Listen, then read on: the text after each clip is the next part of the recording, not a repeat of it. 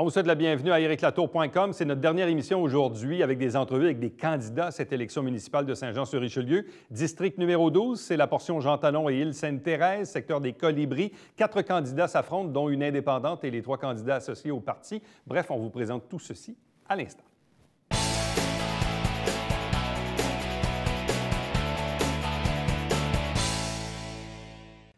On termine aujourd'hui cette tournée des candidats dans les 12 districts électoraux. District numéro 12, le secteur 80 Île-Sainte-Thérèse.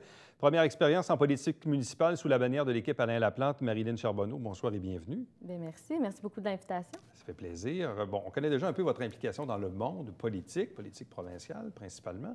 Mais pourquoi ce désir de faire de la politique municipale?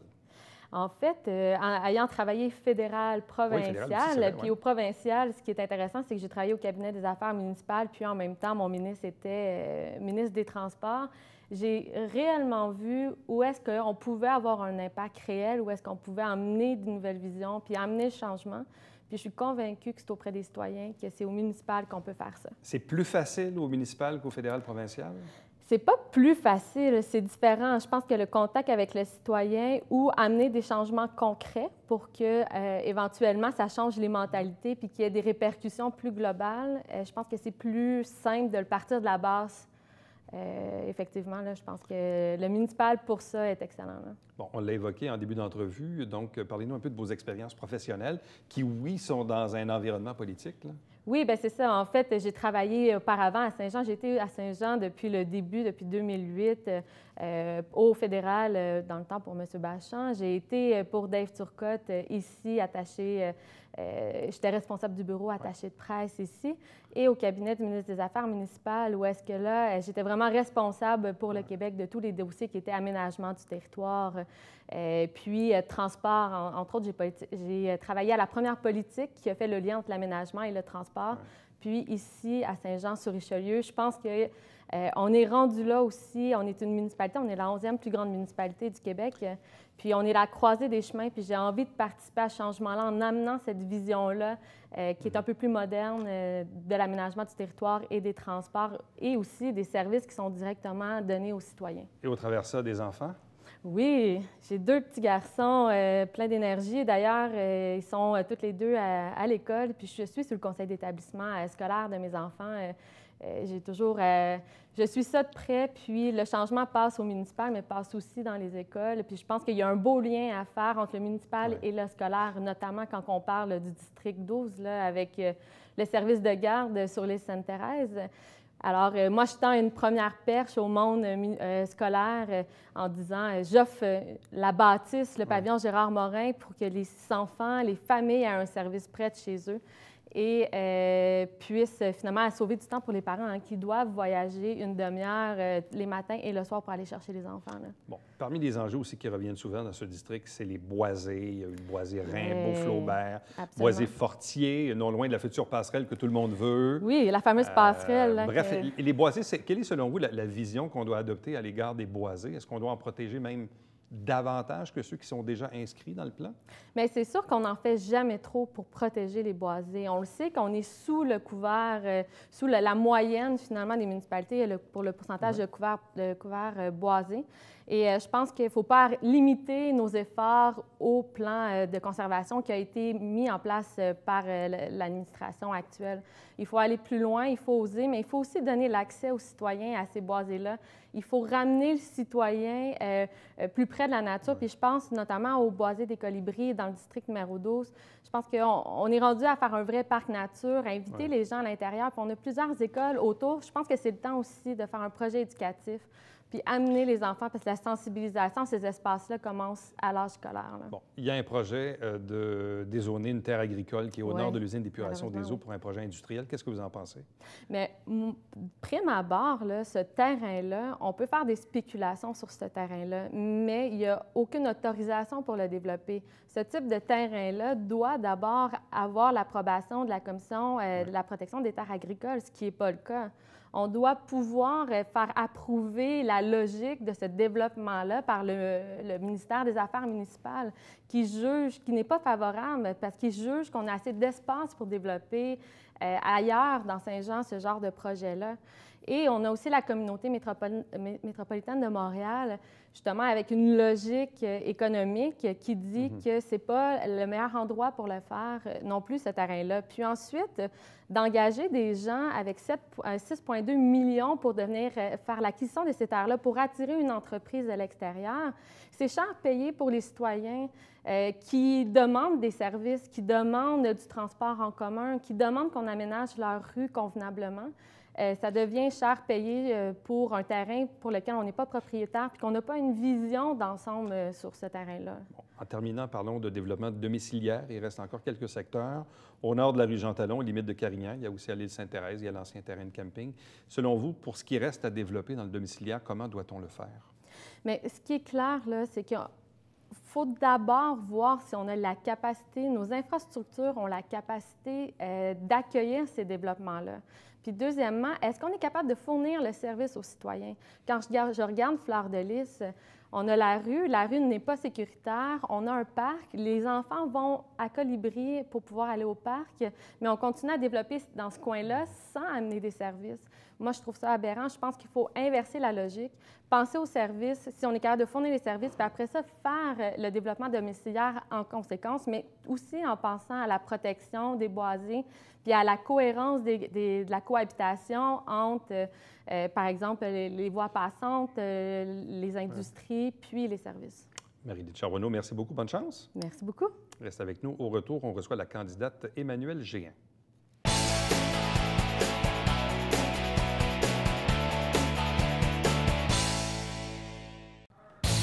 Salut, ici Alexandre Baudouin. Je sais pas, il est où François? C'est habituellement dans les films d'horreur, Jason est là, puis la fille, elle va prendre sa douche au deuxième étage. Alors, je fais ça vite. On parle avec Serge Hébert de karaté, Patrick Emmanuel Roy de Sport Opus. À la semaine prochaine!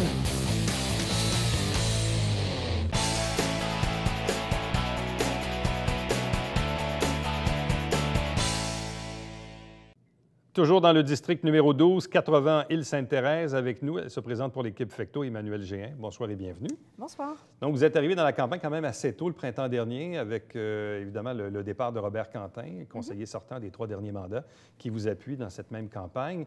Vous avez eu l'occasion de rencontrer un peu les citoyens. Ce n'est pas votre première expérience politique quand même. Mais qu'est-ce qui vous marque jusqu'à présent dans les rencontres dans ce district? Qu'est-ce que les gens vous disent? D'abord, ce que je trouve, c'est que les gens sont très accueillants. Moi, j'ai vraiment beaucoup apprécié que les gens m'ouvrent leurs portes, prennent le temps d'échanger avec moi. Donc ça, c'est premièrement la première approche que j'ai trouvée vraiment fort agréable. La deuxième chose, je dirais, qui revient le plus souvent, c'est la sécurité, la vitesse dans les rues.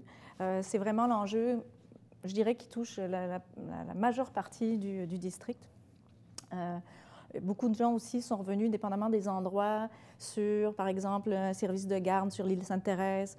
Moi, je pense qu'on pourrait faire peut-être mieux en proposant, en plus d'un service de garde, un service d'aide aux devoirs qui permettrait aux parents, quand ils récupèrent leurs enfants, finalement, d'avoir du temps de qualité avec eux. Qu'est-ce qu'on m'a dit encore? Beaucoup de problèmes de circulation aussi aux alentours de la rue Villeneuve, de la rue Marc, où les gens, finalement, stationnent leur auto pour aller prendre l'autobus. Donc ça, c'est vraiment un enjeu que je veux adresser assez rapidement. Beaucoup de préoccupations quant à la préservation de l'environnement. Donc ça, c'est un sujet qui me tient énormément à cœur, comme vous le savez. Donc, on a quand même l'avantage d'avoir un boisé qui fait partie du plan de conservation. Donc, on va pouvoir quand même garantir des espaces verts. Puis, je dirais que ce qui me tient à cœur aussi, c'est de continuer l'aménagement de l'île Sainte-Thérèse en préservant justement les espaces naturels qui y restent. Bon, vous avez fait référence il y a quelques instants. Pour les gens qui ne vous connaissent pas, vous avez un profil qui est surtout lié au domaine de l'environnement. Peut-être développer un peu pour que les gens comprennent. Bien, en fait, ça fait plusieurs années, je dirais peut-être plus de 15 ans que je travaille en environnement. Donc, j'ai eu ma propre entreprise de consultant en environnement, développement durable à Saint-Jean. Donc, et puis, depuis 4 ans maintenant, je travaille pour une société d'État qui est spécialisée dans la gestion des matières résiduelles et déchets et du recyclage. Et donc, oui, c'est quand même un bagage à la fois environnemental et entrepreneurial qui me distingue finalement. Bon, quand on regarde le secteur des colibris aujourd'hui, bon, il y a une école, il y a eu un développement, il y a toujours le stade de soccer, les usines d'épuration des eaux, la future passerelle que tout le monde promet. Mais Donc, si tout le monde la promet, elle devrait se faire. Bon, Effectivement. la fameuse passerelle, mais au-delà de ça, il y a toujours aussi ce projet de parc nature, Oui. auquel tenait beaucoup Robert Quentin, votre prédécesseur. Est-ce qu'effectivement, c'est dans les cartons? Est-ce que vous pensez que dans le prochain 4 ans, on sera en mesure de réaliser le parc nature? En fait, ce qui est sûr, c'est que le parc nature fait partie du plan de conservation, comme je le disais tantôt. Donc, c'est sûr qu'il n'y aura pas de construction à cet endroit-là. On est protégé.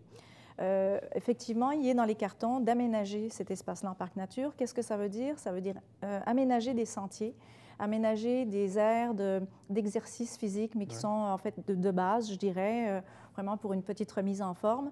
Donc oui, effectivement, c'est dans les cartons. Oui, ça me tient également à cœur parce que je pense que je l'avais mentionné à la Ville il y a plusieurs années déjà, que c'est peut-être un aménagement qu'on pourrait proposer à nos citoyens. Donc oui, c'est dans les cartons et ça va probablement se réaliser dans la prochaine...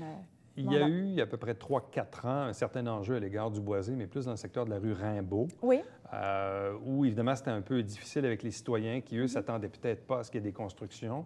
Je ne sais pas si vous avez sillonné le secteur, mais est-ce qu'aujourd'hui, est-ce qu'il reste encore des enjeux liés à ce secteur-là du boisé sur Rimbaud? En fait, oui, c'est sûr qu'en fait, il y a un plan de développement qui est prévu. Je pense qu'il a été déposé aussi au conseil municipal. De l'espace, en fait, du boisé, il en reste 40 qui est protégé aujourd'hui, qui est vraiment dans le haut de la rue Rimbaud.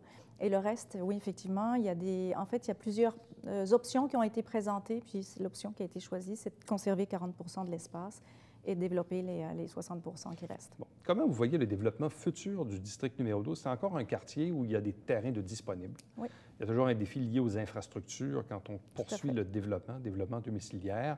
Du côté de l'île Sainte-Thérèse, il en reste un peu moins, mais il en reste encore un peu. Il y a tout le secteur de l'ancien camping qui n'est toujours pas occupé en ce moment. Quelle est votre vision du développement futur dans le district?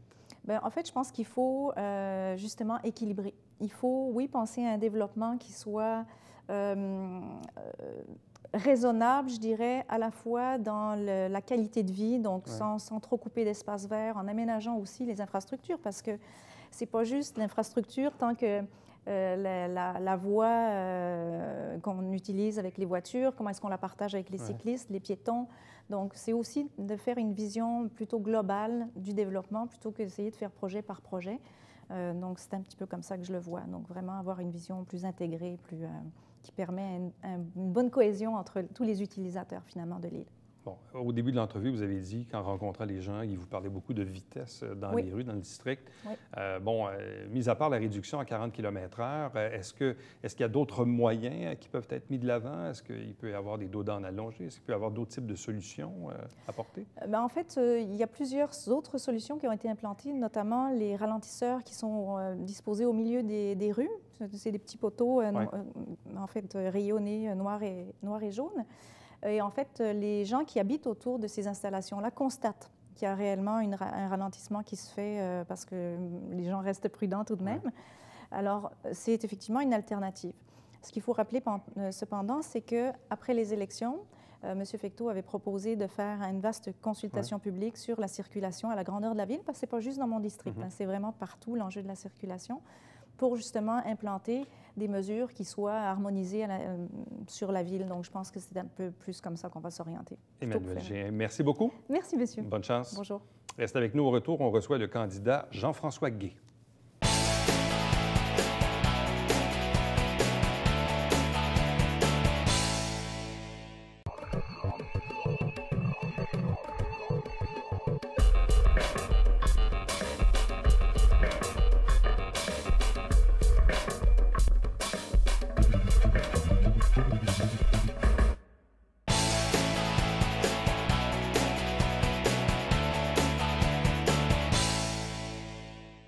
On poursuit dans le district numéro 12, le quartier 80 Île-Sainte-Thérèse. Avec nous, c'est une deuxième tentative, toujours dans le même district, toujours dans la même équipe avec Claude Bachand, le candidat Jean-François Guay. Bonsoir et bienvenue. Bonsoir, M. Latour. Mieux connu pour le domaine de l'automobile. Si on veut. Ou la profession d'avocat aussi. Exactement. Pourquoi cette deuxième tentative à l'élection municipale? Bien, disons que je suis un petit peu têtu. Puis je suis quelqu'un qui ne lance jamais la serviette. Et un peu comme M. Bachand, bien, je tente une deuxième expérience là, au niveau du conseil municipal. Qu'est-ce que la première expérience vous a appris, dans le fond? Parce que c'est ça aussi une expérience politique. On en fait une première. Qu'est-ce qu'on apprend de la première et qu'est-ce qu'on fait ou qu'est-ce qu'on ne fait pas la deuxième fois? Bien, ce que je retiens, c'est que c'est M. Quentin qui était le conseiller dans le district numéro 12. Et disons que M. Quentin était très populaire dans le quartier. Il a fait un bon travail. Et puis, disons que c'était pas facile de déloger M. Quentin. Surtout à la dernière élection en 2013, on était 6 candidats au niveau du conseil comme conseiller. Donc, cette fois-ci, M. Quentin se retire. Ouais. Donc, vous êtes 4 candidats. On est 4 aussi. candidats, mais je retente ma chance en espérant continuer quand même le bon travail qu'il a fait dans notre district. Bon. Et quels sont les principaux enjeux dans ce district-là? Qu'est-ce que les gens vous parlent? C'est quoi leurs intérêts? Bien, on parle beaucoup des boisés, ça c'est bien sûr. On s'entend que sur la rue Saint-Gérard, en arrière de la station Esso, là, je ne sais pas si vous situez là, il y a eu, cet été, le bois a été coupé. Il y a des gens qui se posent beaucoup de questions parce que, disons que dans notre district, ça ne s'est pas parlé beaucoup, cette histoire-là. Là, les gens se questionnent beaucoup à savoir qu'est-ce qui s'en va là. C'est sûr que ça va être des projets résidentiels. Par contre, il y a certains terrains, de la façon que je comprends, qui vont être achetés par les municipalités pour faire des parcs, là, des zones vertes. Mais c'est sûr que dans notre district, si on regarde là, du côté de Talon, l'île Sainte-Thérèse, les enjeux sont différents, je pense. Oui. Mais je vous dirais que la préoccupation des citoyens, c'est les boisés. Bon. Parlant de boisés, non loin du secteur des Colibris, il y a le boisé Fortier. Oui. Il y a ce projet de parc nature, non loin de la future passerelle que tout le monde veut. Oui. Bien évidemment. Mais au-delà de la passerelle que tout le monde veut et toutes les équipes la proposent, mais est-ce que c'est souhaitable, est-ce que vous pensez même réalisable de voir le boisé Fortier, le parc nature, un jour être en opération? Parce que c'est un projet, mais encore faut-il investir temps et argent là-dessus? Bien, je pense que oui. Puis ce qui inquiète aussi les citoyens, il y a des rumeurs à l'effet qu'il y a une usine qui s'en viendrait aussi sur les terres agricoles, pas très loin d'usine de filtration, pas très loin aussi du boisé Fortier. Ça inquiète les gens. À ce stade-ci, c'est sûr que, en période électorale, est-ce que M. Ficteau a annoncé ça indirectement pour peut-être aller chercher des votes, pour éventuellement dire qu'il va y avoir des nouveaux emplois à Saint-Jean? Par contre, laissons aller le coureur pour voir qu'est-ce qui s'en vient là éventuellement. Parce que si c'est le cas, on s'entend que cette usine s'en va là, avec le oui-dire que j'ai entendu, ça serait du côté des boisés. Les gens, là, vont se poser... ça ne sera plus les plans actuels, je vous dirais. Craignez-vous du bruit, de la circulation, des mauvaises odeurs ou on parle d'une activité industrielle plus tranquille, disons? Bien, écoutez, il faut attendre avant d'avoir des annonces quelle sorte d'industrie qui s'en va là. C'est sûr que les citoyens avec qui j'ai discuté sont inquiets. On parle du son, on parle de pollution. Les gens ne savent pas. Donc, c'est sûr que c'est un petit peu inquiétant. Bon, parlant de boisé, il y avait aussi, en début de mandat, il y a 4 ans, ce projet dans le secteur de la rue Rimbaud qui a inquiété beaucoup certains résidents. Est-ce que ça aussi, on vous en parle? On m'en parle un peu moins, mais ça fait toujours partie des priorités. Je vous dirais, toutes les fois qu'on fait du porte-à-porte... Le boisé, c'est le boisé. C'est les boisés. Les gens aiment la nature, sauf qu'écoutez, il y a des décisions qui ont été prises au Conseil de ville au cours des dernières années. Ouais. On ne peut pas revenir en arrière, mais il faut regarder vers le futur. Bon, quand on regarde aussi, il y a un secteur de Talon, aux limites de Carignan, où il y a encore du secteur à développer. Dans le cas de l'île Sainte-Thérèse, bon, il y a toujours l'ancien terrain de camping. Ouais. Du côté de l'île Sainte-Thérèse, vous l'avez dit tantôt en introduction, les problèmes sont différents. À l'île Sainte-Thérèse, pour vous, c'est quoi les principaux enjeux? Moi, je vous dirais, c'est les accès. Comment? Il faut que les accès soient sécuritaires. Si on regarde le petit pont de l'île Sainte-Marie, là, qui donne accès, bon, la façon que, si on regarde la montée grande ligne, les gens doivent traverser la rue Talon, la rue Champlain qui se continue par là. La zone est très large, il y a seulement un clignotant jaune. Je pense qu'il va falloir regarder tout ça puis évaluer tout ça pour ralentir la circulation parce qu'il y a souvent des accidents qui risquent d'arriver. Parce qu'il y a une courbe, en tout cas, quand les gens arrivent de Carignan, Chambly, il y a comme une courbe. La vision est moyenne. Et il y a des gens qui prennent des chances aussi le matin. Les gens sont pressés, veulent aller travailler. Il va falloir regarder tout ça. Je vous dirais aussi que la section aussi qui, à partir du petit pont de l'île Sainte-Marie pour aller sur Sainte-Thérèse, la rue Bayarjon, c'est un petit peu plus haut. Disons que le tracé aussi, il a été changé plusieurs fois au cours des dernières années à cause des cyclistes, des piétons. Et à un moment donné aussi, en début de campagne, il n'y avait pas de ligne blanche. Peut-être suite à des pressions qu'on a faites, là, la Ville a commencé à modifier la signalisation. Bon. Et puisqu'on parle de circulation aussi, les gens parlent beaucoup de vitesse. Oui. Qu'est-ce qu'on peut faire pour ralentir la vitesse au-delà du 40 km/h dans les rues? Là? Bien, on peut réduire à 40 km/h. C'est une présence policière accrue, c'est sûr, pour que les gens savent, c'est plate. Les gens se sentent des fois observés par les policiers. Ouais. La présence policière, des fois, c'est pas très agréable. Par contre, il faut que les gens commencent à... C'est la seule façon, je pense, de réduire la vitesse, puis de réduire aussi dans certains secteurs à 40 km/h. Jean-François Guay, merci beaucoup. Ça me fait plaisir. Bonne chance. Merci. Reste avec nous, puisqu'au retour, on reçoit la 4e candidate à cette élection dans le district numéro 12.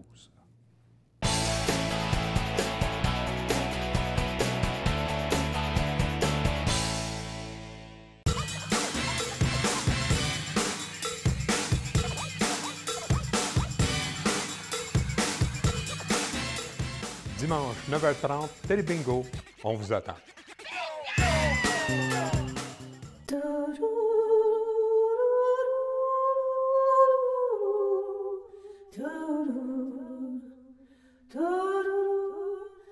Coulisses Bêta, jeudi, 19h.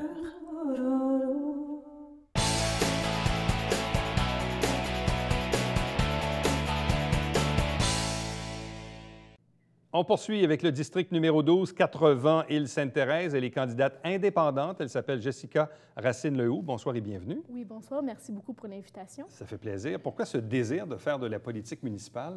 Bien, pour moi, ça a été au tout début l'enjeu du boisé Douglas. Pour moi, le boisé Douglas a été l'élément déclencheur. Ça fait bientôt 6 ans que je m'implique comme citoyenne bien active dans son secteur.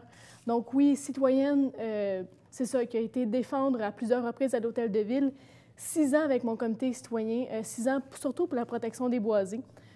Donc oui, l'enjeu, je pourrais dire la politique municipale, pour moi, c'est vraiment quelque chose qui est déjà important dans ma vie. Et là, en tant que citoyenne, j'ai l'impression d'avoir tout fait ce qui était possible de faire. Et maintenant, je vais être conseillère pour faire tout ce qui va m'être possible de faire. Bon, vous êtes relativement jeune, mais quelle est, disons, votre expérience de vie professionnelle ou d'études? Bien, moi, comme formation professionnelle, j'ai ma formation d'avocate. J'ai bientôt mon titre, à vrai dire. Aussi, moi, j'ai mon bac en droit, j'ai ma majeure en droit de l'environnement et en common law. Aussi, j'ai commencé ma maîtrise en géopolitique des ressources naturelles et ça fait aussi bientôt 4 ans que je travaille en droit de l'environnement, en droit autochtone, chez Maître Pierre Montour, cabinet en droit privé à Montréal-Centreville, mais aussi, je pourrais aussi l'inclure comme expérience professionnelle, 6 ans d'implication citoyenne au sein de Saint-Luc. Bon. Quand on parlait tantôt du boisé Douglas, bon, et on a vu un peu la suite, ça s'est développé, tout ça, le cinéma s'installe. Quand on revient plus au district numéro 12, il y a eu quelques enjeux. Il y a eu le boisé Rimbaud il y a quelques années, le boisé Fortier, dont on parle d'un parc nature. Il y a peut-être même d'autres boisés auxquels on pourrait s'attarder. Mais quels sont, selon vous, les enjeux liés au boisé dans le district numéro 12? Bien, premièrement, moi, le boisé Rimbaud-Flaubert, j'ai fait moi-même partie du comité citoyen. On était plus que 50 qui en faisaient partie. Actuellement, je fais mon porte-à-porte avec plusieurs membres du comité. Pour moi, ça a été un enjeu vraiment incroyable. Il y a des gens qui se sont mis corps et âme dans ce projet-là, incluant moi-même. Ça fait plusieurs années qu'on se présente. Où est-ce qu'on s'en va? Radio, pétition, pression de l'Hôtel de Ville, manifestation. Pour Rimbaud-Flaubert, il reste 40 du boisé. Moi, dans mon fort intérieur et ma ligne de parti, c'est que je veux le conserver. Le 40 restant, qui est vis-à-vis la rue Maupassant, je veux le conserver. Pour le boisé Fortier des Colibris, celui-là, c'est un parc nature qui s'en vient là. Il y a déjà une zone qui est protégée, en effet. Elle a été acquise dans les dernières années. Mais moi, c'est pour la zone entre Colibris du parc que j'aimerais travailler pour le protéger à long terme. Aussi. Bon, il y a toujours le projet de passerelle. Je présume que vous y êtes pour, comme la plupart des candidats qui veulent certainement une passerelle.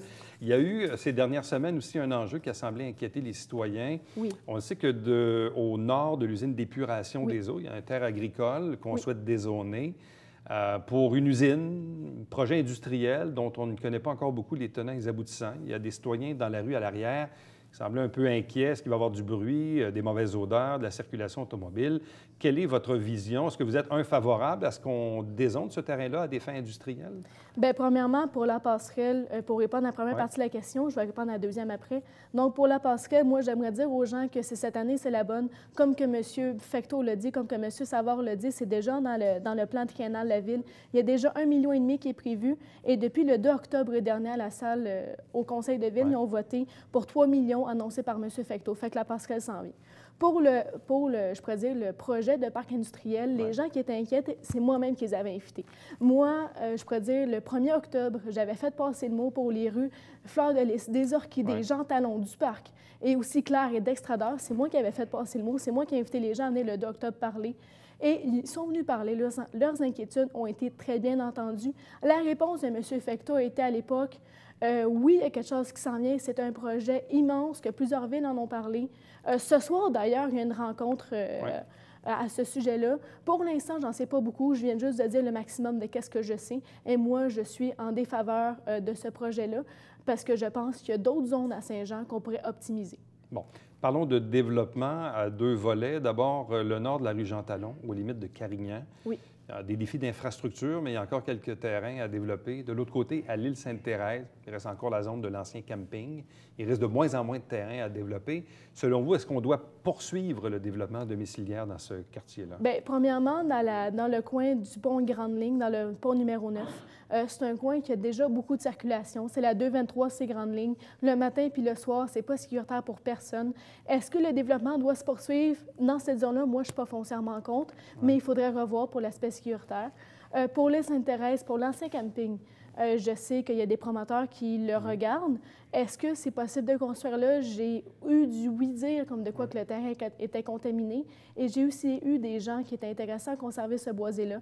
Moi, comme j'ai dit tantôt, je suis vraiment du sens des boisés. Et il y a l'autre boisé aussi sur l'île Sainte-Thérèse qui est entre les rues La Palme et Balbuzeur. C'est actuellement un bassin de rétention que moi, j'aimerais conserver aussi. Bon, il nous reste quelques instants. Pourquoi on a fait le choix de se présenter comme indépendante?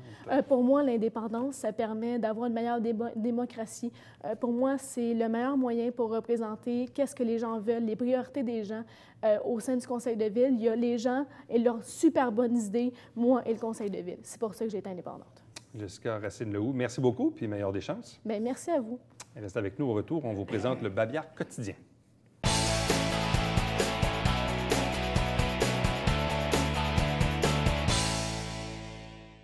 Vous désirez installer votre abri d'auto à Saint-Jean-sur-Richelieu, c'est permis du 1er novembre au 15 avril. Il y a aussi certaines règles à respecter. Pour avoir tous les détails, allez sur le site Internet pour avoir, bien sûr, cette réglementation. N'oubliez pas le Télébingo, toujours le dimanche matin, 9h30 en direct, 4 000 $ en prix. Et puis nous, notre prochain rendez-vous, d'ericlaturo.com, c'est bien sûr demain. Bye-bye.